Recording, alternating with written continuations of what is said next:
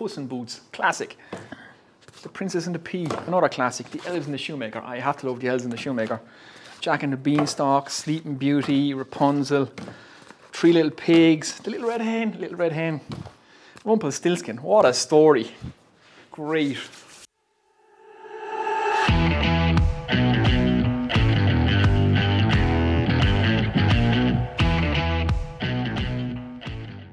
What's happening, everyone? Welcome back to the workshop. Now, I'm busy with a little project here. I said I'd share it with you guys. I'm going to make a little book stand for my daughter. She's a bunch of little books now in her room and I need some way of organizing them.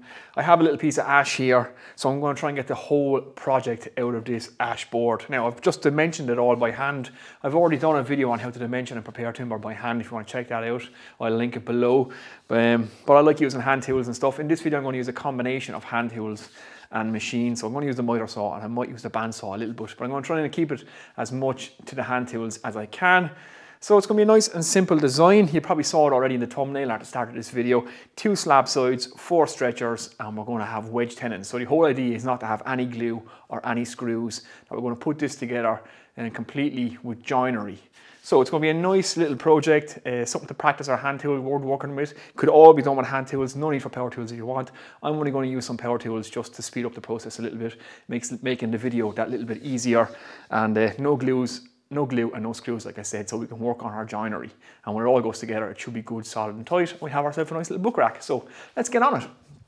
Okay, this is the board that I'm going to use. It is an inch thick or 25mm piece of ash, and it is, what's the width of it? Just over 9 inches, so 235mm. That's the thickness of the board. So like I say, just over 9 inches and an inch thick or 25mm thick. And this is the only piece of ash I had in the shop, so it has a few little bad ends on it that I can't cut off. I have to try and incorporate that into the build because this is all I have, and I want to try and get it all out of one board if I can. So it's going to be very, very simple. Like I said, 2 slab sides, so the total length of this is just 64 inches or 1,630mm. So what I'm going to do is cut 2 slab sides, 480mm. So roughly there, that's just about 19 inches. So that's where it's going to work out best, I think. So I'm going to mark 2 of those at 480. That'll be my 2 sides. And then I have a total of 665mm or just 26 inches for my stretchers. So that's what I'm going to make them out of, and that'll dictate the width of my board. You'll see it all when it comes together. So I'm going to chop that 480, that gives me my 2 slides, and I'm going to run my 4 stretchers out of the bit that we have left here. So let's get on that.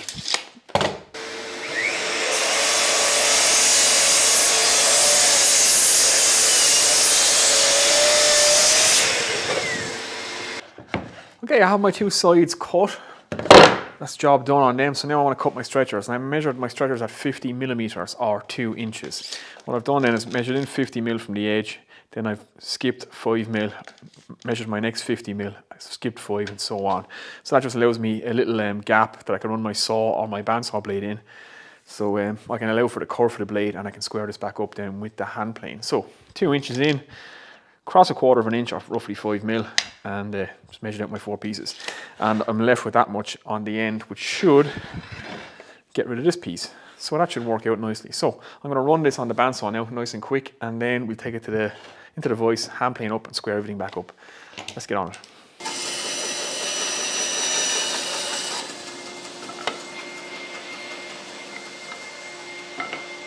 So there's our 4 stretchers all cut. So now I just have to square these up. Now the first outside one already had a squared edge, so I just marked off that 50mm, scribed the line, stick that in the vise, and I'm going to plane that square again down to this line.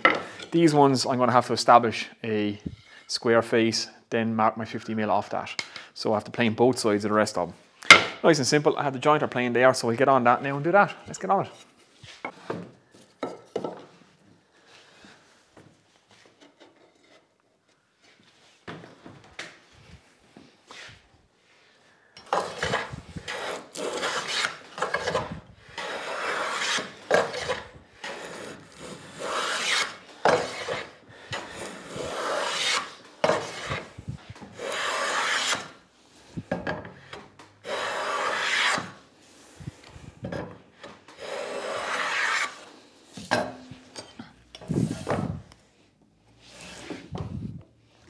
So we have all our stretchers thickness. Now I had to drop it down to 45mm down from 50mm because one of the pieces had a flaw in it. It was like a bug hole or something.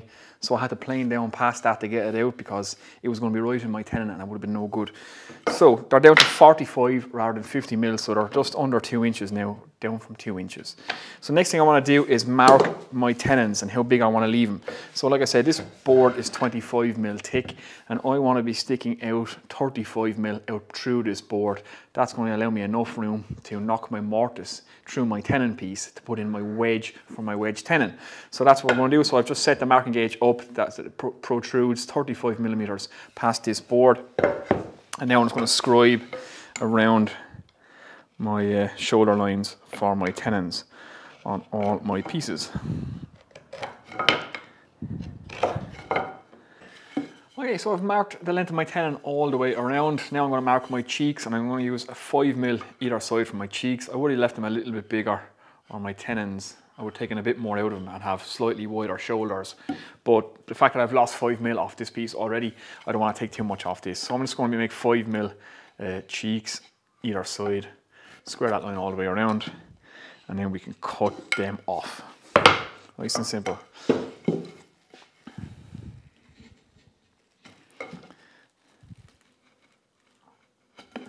Right guys, this is day 2. I'm feeling a little bit more enthused today, so let's crack on and do this project. So I think we finished up, we had just marked out for our tenons, then we had to cut the cheeks or the sides off our tenons. So I'm going to do that on the bandsaw, again, just to speed up this whole process, so it makes it a little bit easier to make the video.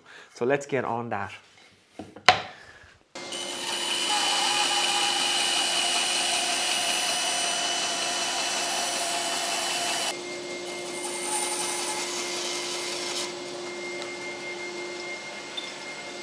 So here's all our tenons cut. So now it's a case of cleaning up all the shoulder lines with a chisel, make sure we're back to our marking gauge line and that these are all square and true. So I'll get on that now and then I'll get back to you. Right, we have all the tenons cleaned up and I'm just laying them out here, laying out our stretchers to see exactly what I'm going to do here. Now I could do with the side pieces being a little bit longer, but we have what we have, so we're working with what we have to work with. So we're going to have to make it work. So I'm going to keep the larger books to the bottom and the smaller books to the top. And the idea being is that we turn the stretchers at 45 degrees so that they have a 90-degree angle between them and the books will sit down into that then like so. Hopefully you can see this on camera, that makes sense. So the stretchers on the bottom are going to be wider apart to accommodate the larger books and the stretchers on the top then will be a little bit narrower, so for my daughter's smaller books can sit in there like that. And we have just enough space, so I think there's the measurements I'm going to go with. So I'm going to measure this up now and we can mark out our tenons. So our bottom tenons, our bottom mortises are going to be wider and our top mortises are going to be narrower. So we have to mark out our two boards exactly the same now. And that should be good. I think we're good with where we are there. So let's get on it. Okay, hopefully you can see where I have these set up. So this is how I'm going to mark my mortises for my tenons to go into. So I want to keep it 30mm up to the bottom corner and I want to keep it 15mm in from the edge to this corner. So I've just squared that up. So a line at 15mm, I've squared it up the board, and a line at 30mm up from the end, I've squared that across the board. Then I'm just lining up my tenon piece here, ensuring that this corner is touching this line, this corner is touching this line. Take my square, check that it's at 45 degrees, which is right there, making sure that the two corners are touching the line and that I'm exactly 45 degrees. And that's how I'm going to mark this out. So I'll go back a bit, right there. So that's exactly 45 degrees to the edge of my board, and my two corners are touching my two lines there. Now I can draw in this mortise, and I'm going to mark each tenon to each mortise. This will be number 1, that'll be mortise number 1, and so on around the board. So that's how I'm going to mark them all out, that's how I'm doing it. Then I can take these lines and I can square them back around my board, so I can come up at 45 degrees to this line, square it to here, square that down, and then come back at 45 degrees the other way, and that will ensure that I'm marking the same holes both sides of my board, if that makes sense. So that's how I'm going to do it. I'll get on with that now. I'll mark it all out. I'll show you when I'm finished marking and you'll see for yourselves. So we have our first two mortises marked now. Labelled them number 1 and number 2, and we just marked every single line at 45 degrees like I showed you already. So 45 that down all the way to the edge, 45 this way down to the edge, and then we can take these two, which should exactly be 45 to the bottom of our board if everything is marked correctly. So that's 45 that way, And then you can do the same with this line. And just take those lines, square them around your board, and 45 them back up this way. And that marks your mortise exactly where it needs to be on the back side of your board. So hopefully that makes sense. So just take all those lines, take them to your edges, square them around, and then at 45 back up the way, you will draw exactly the same mortise on the back side. So there you go, that's how you do that, nice and simple. So I'm going to mark out the rest of these. I have my two top ones to do the exact same way as this, but they will be narrower, so the dimensions will be slightly closer together. I need to mark out my other board, and when that's all done, then we'll get back and we'll cut out these mortises. So just something to pay attention to as we're marking these out. So we have the bottom two marked out like I've just shown you, and I've labelled them, so number 1 and number 2. Now I'm going to have number 3 here and number 4 on this one. And I want to mark my corresponding board. Now just pay attention to what you have marked, your face side and your face edge. So my face edge is here, my face side is on the underneath of the board. That's what's going to be showing out the way. So I just need to make sure that I keep this one the same as that. So here's my face side, here's my face edge. So now I know that that's going to go that way. So 4 will be on this side and number 3 will be on this side. So it's always handy just to line everything up and make sure that you're going right and that you don't miss it up, because it would be very easy to take this now, put that there and go 3-4 rather than 4-3, which is the orientation that they need to be in. So that's just something to pay attention to. It has happened to me quite a lot. So I just thought, always check, always line up your project as you're working your way through it, just so little mistakes like that don't happen and that all your tenons will mark and match to their exact mortise holes. So there you go, a little tip. Right, so guys, we are all marked out. So we have our bottom stretchers marked out and our top stretchers marked out. I've just kept the top ones narrower, like I'm saying, take the smaller books, and we're exactly 90 degrees between our two stretchers. So they'll sit at a 90 degree angle like that. So they're 45 to the center of our board, or to our main board, and they're 90 degrees to each other when we offset them like that, so the books will sit in. So wider on the bottom than we are on the top. Like I say, big books, small books. So now we need to knock out these mortises. So I'm going to take these to the drill press. I'm going to drill out most of the material with a Forstner bit, and then we'll chisel the rest of it out. So let's get on that.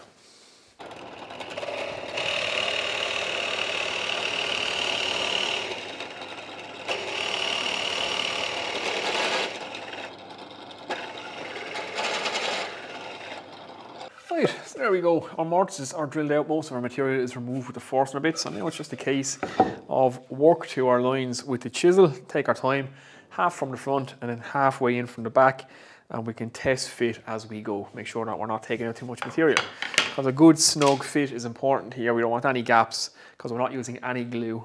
That's the idea. Hopefully we won't be using any glue. We'll be using wedges for our tenon. So let's get on that. Let's lock this piece in place.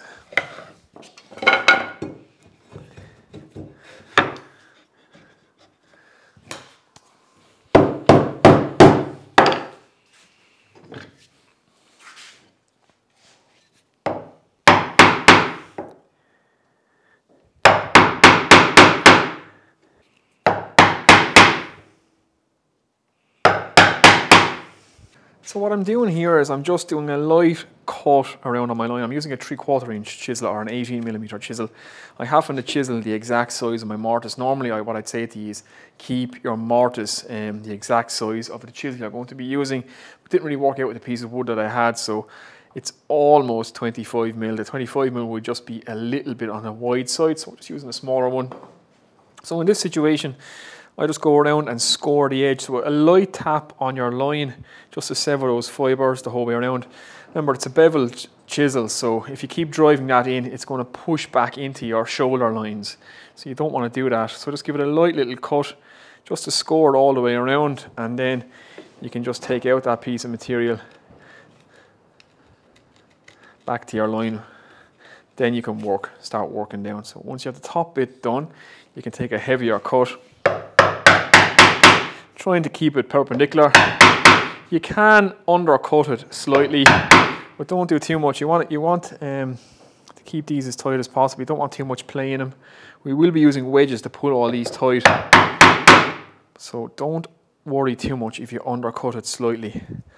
But like I say, try and keep it straight through if you can.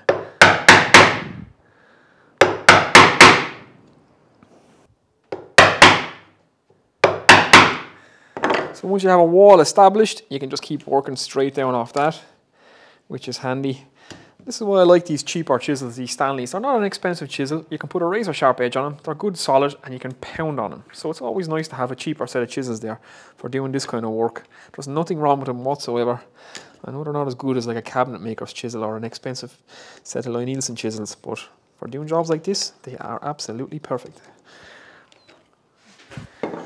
Okay guys, we have all the mortises knocked out now, and I've just gave it its initial assembly. So I've knocked everything together, everything is good and snug. I have a couple of little gaps here and there where I wasn't quite as accurate as I could have been with the chisel, but we can sort that out, that's no big deal. We won't beat ourselves up about too much.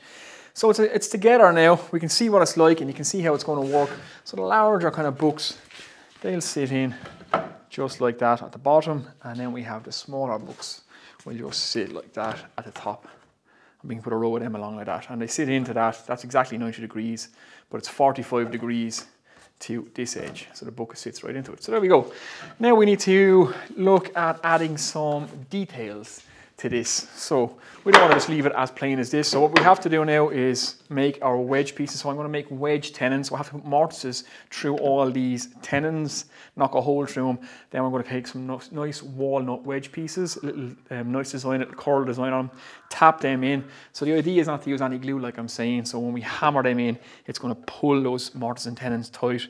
We want to chamfer off the ends of these, round them over, get them looking nice. We want to put some decorative edge on the edge of the bookcase itself. I think I'm going to put two handholds here. So I might drill out this top piece here, put a handhold here and here so it's easy to pick up, put down. And I might cut a V into the end of it here so you end up with 2 feet rather than just a slab bottom. I think that'll be nice. So we'll cut a V up to the center line somewhere about there. Yeah, just a little touches like that just to make it so it's not so square and it's a little bit more decorative. I have some rough edges here. Again, this was the end of a board, so I want to chamfer all these edges. We'll try and do something with this. It's all split and busted, but like I say, we're using what we had left in the shop. So it's time to rock on. I suppose the next thing to do now is to mark all these to exactly where they protrude, and then we can look at cutting our angled mortises to take our wedge pieces. So that's what we do next. Let's do it. All right, so let's get all these marked now. Make sure that they're seated in properly and that the shoulders are wedged tight to that. And I'm just going to mark a line all the way around the ends of all these tenons, and that'll tell me exactly where I need to start my hole, because the back of my pin needs to be wedged against this board so that it pulls this tenon tight as I tap those in. So we're going to mark it exactly, make sure we're seated all the way home and just scribe them all the way around. Do them all just like that. Okay, that's them all marked. Now the next thing I want to do is decide on the width of the mortise we're going to knock it through here, and I'm going to keep it the size of the chisel that I have this time, which means I need to make my walnut pieces exactly the width of this chisel. It is a 1/2 inch chisel or 12 millimeters, so that's going to be the size of our mortise to go through there. I think the 18 mil or the 3/4 inch chisel would just be a little bit too wide and it would weaken the edge of the tenons. So if we drove that wedge in, it might split this. So we don't want that. So I think 12 mil is going to be a good size.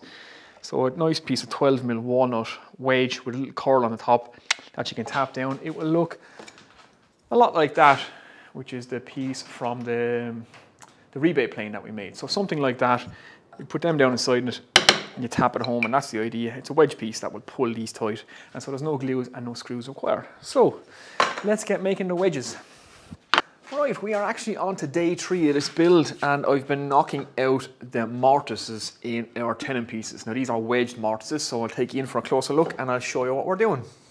Right, so I have most of these mortises knocked out now, and like I said, they're going to be wedge shaped for our wedge shape pins, so we have to make our holes to suit. So here's one I've just marked out now. So this line here is the line that we marked when all our stretchers were in place. So this is exactly where it protrudes from our side wall. So that's where we're going to start our mortise. And I'm going to make it with a 12 mil chisel. So we're going to keep the top part exactly 12 mil square or 1/2 inch square. And then we're going to make our pins 12 mil as well. So what I've done then is I've measured out 12 mil, squared the line across. And then with my 1 1/8 dovetail marker, I've put a 1 1/8 angle down here. So you can see the hole is going to be narrower at the bottom than it is at the top, and this will give us our wedging action when we drive our pins in. So our pins will be the exact same shape as this now. So I just square that line across, and then with my 1 1/8 marker, put that there, mark that line down, and square those across the bottom. Center up my hole then again, so it's going to be narrower. It's going to be 12 mil this way, but it will be narrower this way. So we just have to knock through these mortises and match this angle as we're knocking it out. So it's pretty straightforward. And then we'll make our pins to suit this, and when we hammer them home, then it'll wedge everything together. So let's get on it.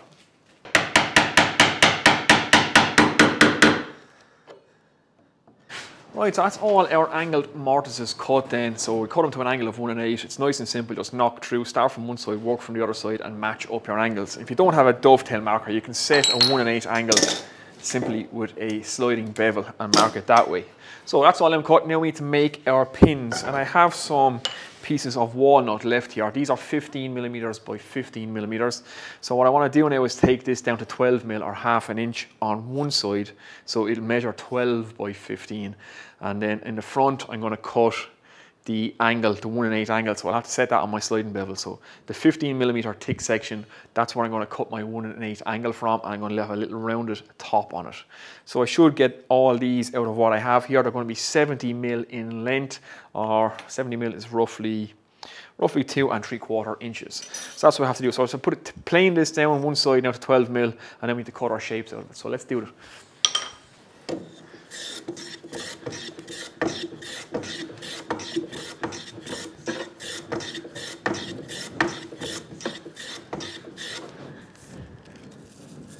Right, so here are some of my wedge pieces. Hopefully this is coming out on camera. So again, they're 70 millimeters in length, or 2 3/4 inches. And what I did then was measure down 20 mil from the top to here. And from this line then, I drew back my 1 1/8 angle. So I set my 1 1/8 angle on my sliding bevel and just lined it up with this line and drew it straight back down. So I'm going to take this out of it now, and I'm going to put just around the heads of them slightly. I put a little kind of like a little bird's mouth, just to so you have a little separation between this angle and the rounded head. It accentuates it a bit more. So we'll take that little bird's mouth out of it there, and we'll cut this. So we'll take this to the bandsaw now, and we'll cut these out. They don't have to be exactly the same. We're not going for perfection here. It's handmade stuff. So I mean, if they don't all look exactly identical, as long as they're close enough, that's good enough. And we have our angles right, we are good to go. So there we go. That's just roughly how we did it. So this thickness here is 12 mil. We leave the front of it wider, because that's the side we're going to take our angle out of. So there we go. Let's cut these on the bandsaw. They're actually a little bit small to cut safely on the bandsaw, so what we'll do is we'll cut them by hand instead.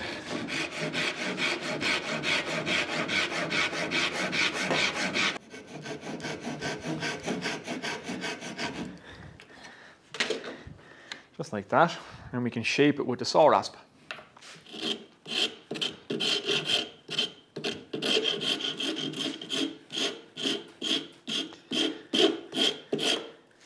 Right guys, now that all our pins are made, we have to get shape on the rest of our pieces. So the stretchers now, where the mortises and the tenons come through, I want to round off the corners of them. Again, I'm just doing this by hand and by eye, so I'll make them all quite similar. So just round off the corners with the Japanese saw rasp. Nice and easy, just like that. Just to give it a nice shape, and there's no sharp edges.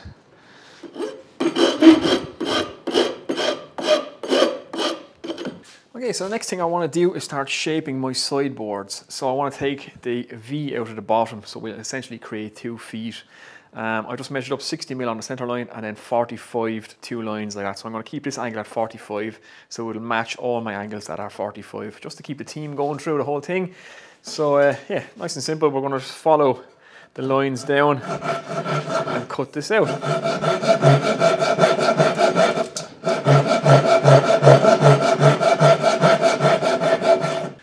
Right, that is our feet cut out. We can take a bit of sandpaper to that and do the final shape on it when we're ready. So now I have to address this. I have a busted corner on this board. It's all chipped out and split. So what I'm thinking is I might put a chamfer all the way around both sides. Now it's going to be a kind of a big one, because I have to try and take out this corner. So it's 10 millimeters. So I'm going to take my marking gauge, and I'm going to scribe a 10 mil line down here, then a 10 mil line down this side. I'm going to do that all the way around the board. I'm going to put a 10 mil chamfer around this board just to address this, and it'll just be a design choice from a flaw. So let's do that.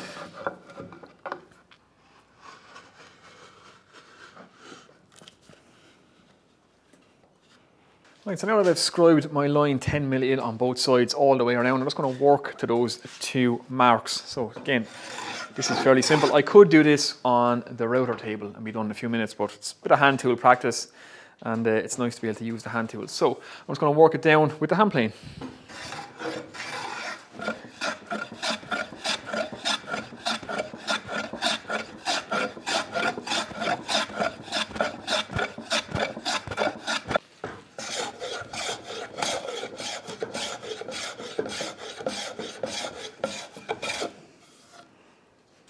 Okay, slight change of plan again. I think I'm just going to leave the chamfer on the inside of the piece, and I'll just roll off these edges.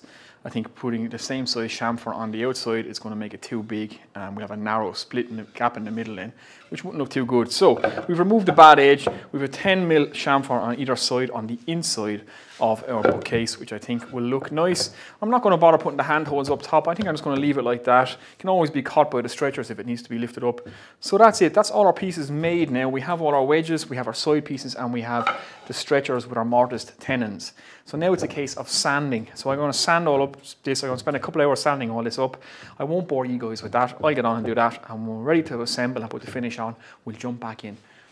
Okay, we are all sanded up, my least favorite job. So we sanded everything to 120 grit. So we're ready to assemble this thing now, so let's do it.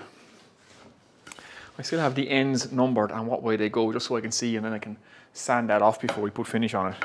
Just so we don't confuse everything, because the tenons are matched to each of the holes. So number 1 on this side. Find number 1. There we go.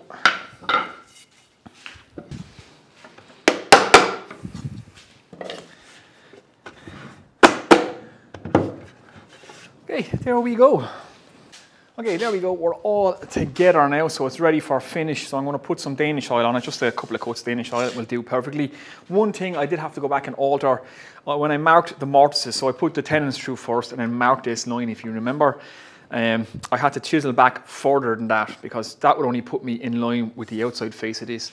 And if you get what I mean, the back of this wedge has to push against this face, not the back wall of the mortise. So the back wall of that mortise needs to be inside in this face, if that makes sense. So that when I drive in that wedge, it's pushing against this and pulling the tenon out. So I just had to chisel that back a little bit further. I originally marked it with the pencil line right there, but you have to go back behind that pencil line in order for your wedge to work. So that's one little mistake, and it's corrected now. So other than that, it's yeah, bit of Danish oil. Let's do it. All right, there we go. We have our couple of coats of oil on there now. So as that's drying, we'll put in our wedges or our pins, or maybe they're pegs. I'm not sure what you call them. Maybe pegs might be the right word. But yeah, we have our little walnut pegs oiled up as well. So they will look quite nice in there. Now that's going to pull everything nice and tight.